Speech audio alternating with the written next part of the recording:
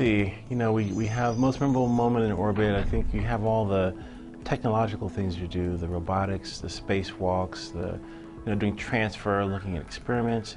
But I think for me on the first flight in 2008 with Dr. Whitson and crew up on the space station, it was the moment that she said, okay, we're going to have dinner over in the service module. And we all love to eat, you know. You guys bring the vegetables, we'll have the meat.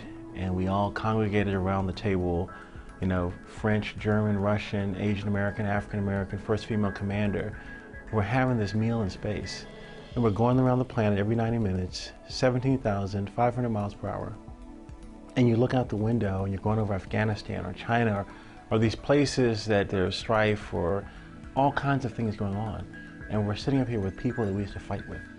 And so when you think about how transformative that moment was, it was that we're all working together as one civilization for human exploration. So having a meal in space, I call it the space smorgasbord, sharing meals with people that you used to fight with was, I think, one of the most inspiring moments in my life.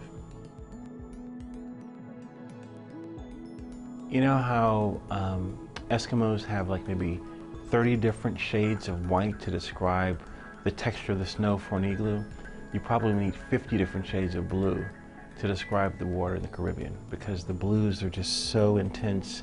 And I have a few definitions of words to describe color, but you can't do it justice with the vocabulary that we have for looking at the blue, the turquoise, the indigo, the azure. I mean, just incredible colors. So I think that was something that wasn't, you don't think about color. I mean, I think about, sunrise, sunset, the blackness of space and the snow-capped mountains, but the blue of the water was just so stunning. We're sitting there and they're counting down to about 5 minutes and they're saying, okay, it's looking pretty good, we're gonna launch today. And then it's the 3, 2, 1, and then the mains light, and they're moving, you do the twang, you go forward, and you come back, and as soon as you come back off the twang, those SRBs kick in, and it's like infinite acceleration. You think of a fast sports car, and you're going 100 miles an hour, and you accelerate up to 100 miles an hour, and you're pinned in your seat, but this was like, 100,000 times more intense than that, because, granted, we're only doing 3 Gs at the maximum acceleration, but still, you just feel like it's infinite. And you're pinned into your seat, you feel 3 times your weight on your chest, you're hard to breathe, you're laboring to breathe a little bit, and then, the SRBs come off, and so the load gets a little lighter, and you're like, wow, okay, we're heading to space. I'd say it's the that initial jolt, and then seeing the planet leaving you at a rapid pace was just so awe-inspiring. Yeah, I think the landing, you're coming back in the atmosphere and you're starting to build up the Gs, and you saw this plasma coming over the top of the orbiter, and you're thinking, wow, that's really hot. Back lower in the atmosphere, and you're starting to get some Gs on you. And then, all the muscles that you didn't have to really use in space, now you're having to fight against the resistance of the suit as well as the gravitational pull. And now we're starting to come over, Central America and coming up the coast and heading to Florida, and you're just traveling so fast going around the planet. And it was like, wow, we're coming home. You land, you hit the ground, and then the vehicle starts heating up, you get pretty hot, and you start just flipping switches and eventually come out. But it was just awesome teamwork, working together, people on the ground, watching the planet as you're coming back home. Hard to describe again, just fantastic.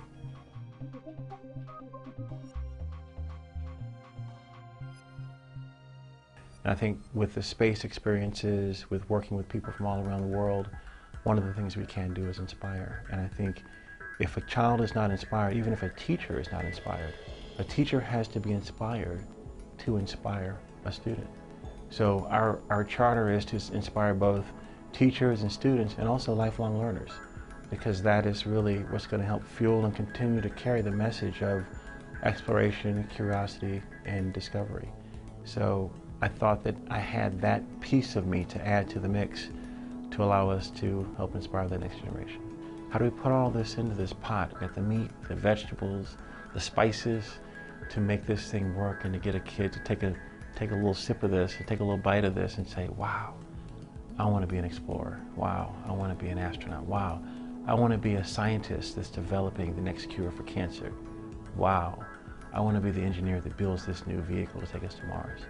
That's what we want to do, collectively, with the nation and the world.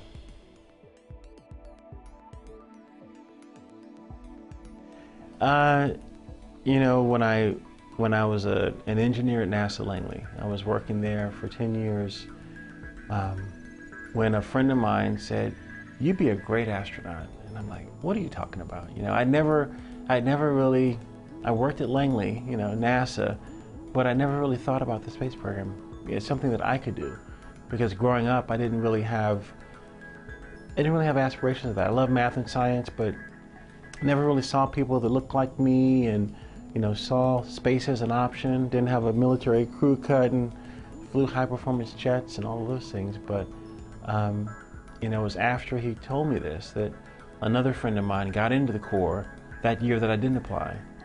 So I said to myself, well, if that knucklehead can get in, I can get in. But it was one of the best things I could have ever done with my life, because it's opened so many doors from the standpoint of allowing access to kids and teachers, to let them see they can do or be anything they put their minds to. So I would never have imagined being here today, coming off of 2 shuttle missions, and now being the Associate Administrator for Education.